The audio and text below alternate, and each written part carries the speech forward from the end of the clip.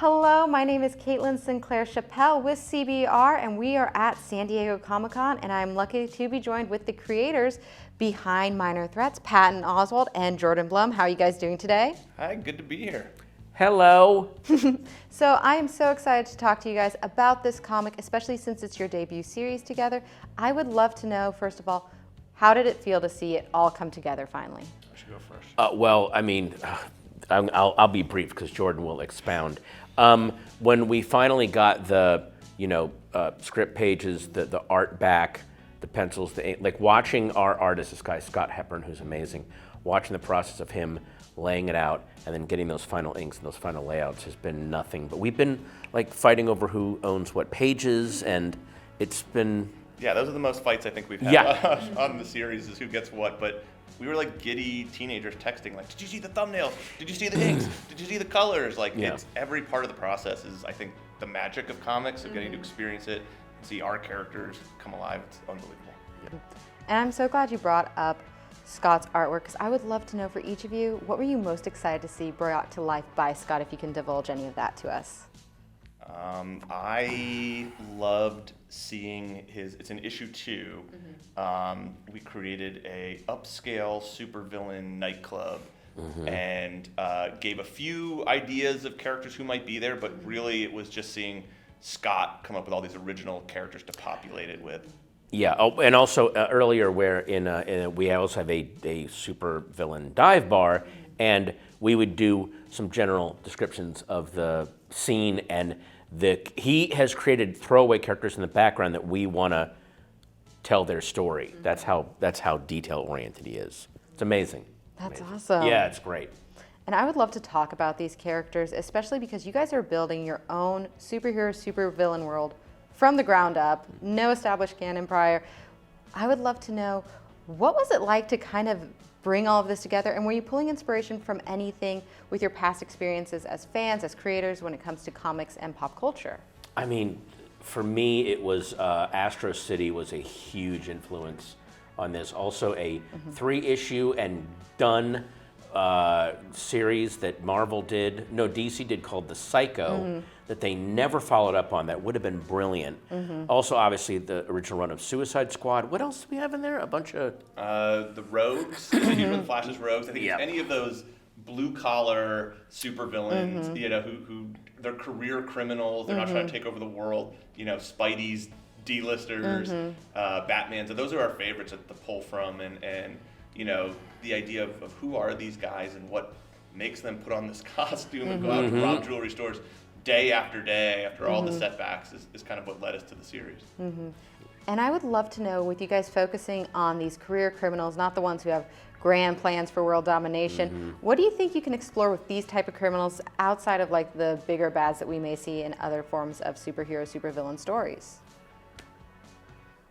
I think that they're very human, that these are people who are just trying to get a better life, to find a way out of their lives, or their place in life. And they're relatable in that, again, their dreams are so small compared to these bigger supervillains, and to them it's an escape and a way out.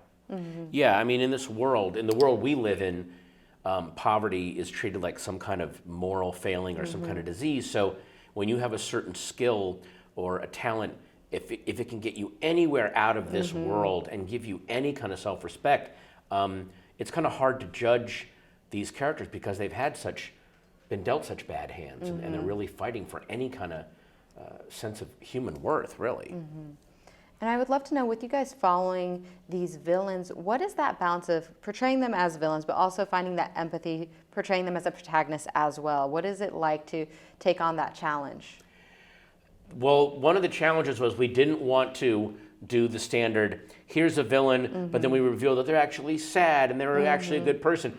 Some of their aims in life are just crappy, but just like Salieri and Amadeus, I do understand that jealousy and envy and how that can drive you. So making what might be repellent motivations relatable is always that's a fun thing to pull off. Yeah, I think the big thing was it's more understanding how they ended up here versus do you like them? And I think there's a tragedy built into all of their backstories, but they're also bad people who make bad decisions. And that's kind of fun when you have a group working together. Who's going to betray who can you really trust amongst thieves? Absolutely. And I would also love to know, you guys have collaborated together before. How did that working relationship start, and what is the collaborative process between the two of you usually like? We met years ago on a pilot that never went in Fox, Yes. where we did another superhero show, actually, an animated one, and when we were developing it, the other writer I was working with was like, what voice is our main character? And I was like, it's Patton Oswalt, obviously, because I've been a huge fan of Patton's. I think the first time I met you, I was like, you got me through Oklahoma, and you're like, what the hell does that mean? And it was that when I drove across the country to move to LA, I listened to your albums the entire way, so always meet your I heroes. was his beacon. He brought me there. And then us being nerds, we connected immediately. Yes, on all of it. Yeah, seeing each other at comic stores and work on projects since. Yeah, and he has such I thought I had an encyclopedic knowledge of comic lore and comic universes. He is a walking, ever-changing Wikipedia page, but on top of all of the trivia and all of the knows every gadget, knows every vehicle, can always get to the human core of things, a lot of times in really, really surprising ways. So it's always exciting for me to see where he'll go with, what our basic story is. I love it.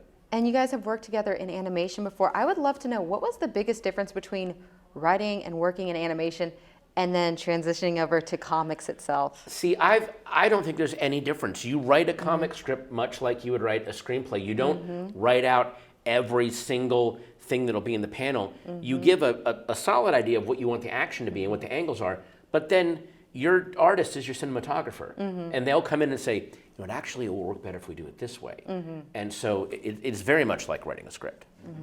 Yeah, I think the biggest thing is, TV is a writer's medium and comic art is an artist's medium, in my opinion. So it's not about your ego and your words. It's about what's Scott going to do, what's going to make Scott look good, and what does he want to do, and how is he going to tell the story, and how can we help him get there. So I think that's always the way I think of it. But it is very similar. There's a minimalism, as Patton was saying, to the writing. Yeah. And with this being published through Dark Horse, I would love to know what makes Dark Horse such a good home for minor threats for you guys. Well, Dark Horse has always had this really great sense of building their own little worlds within worlds. There's no such thing as the Dark Horse universe. There's the Dark Horse imprint. It's much like A24, where they shepherd in universes like Umbrella Academy, like Hellboy, that you can really trust and feel like, Black Hammer is an amazing example of, that they really shepherd through these visions and make sure that they're solid. Yeah, I think you nailed it with Black Hammer, especially that it's very hard to create a brand new superhero universe from the ground up, and they've done it successfully. And our editor Daniel Schwan has been incredible in helping us get there and realize it. So Dark Horse was absolutely the perfect place for it. Yes. Awesome. And wrapping this up, I would love to know, you guys touched on how there are so many fun characters in this comic. For each of you, if you have a favorite or two, which one is it and why? You're gonna have to bleep me because it's not one I created. I know what you're gonna say. This is neither of us created this next one. Okay. This is all Scott. Okay. He populated our supervillain bar with some characters, and there was a humanoid fly in a punk jacket. I was like, who is that? And he said, that's Shit Eater, of course. And I was like, well, I love him. He's my favorite. I will protect him with my life. And now I want to do a spin-off with him. I have weirdly kind of fallen in love with a character we created called Pigeon Pete, who is our nod to that weird kind of those leftover 30s and 40s characters like the Red Bee or Paste Pot Pete that were just, why are they here? But there's so much. I have so much affection for him because he's so hapless. And so it's those kind of characters I love. Like, how do they still, what if he's still alive in a world that has gone very modernized and very gritty and very streamlined, and he's Pigeon Pete. I gotta live. I love that. I love it. Awesome. Well, thank you guys so much for taking the time to talk to us today about Minor Threats, a phenomenal comic. And once again, I'm Caitlin Sinclair Chappelle with CBR from San Diego Comic-Con.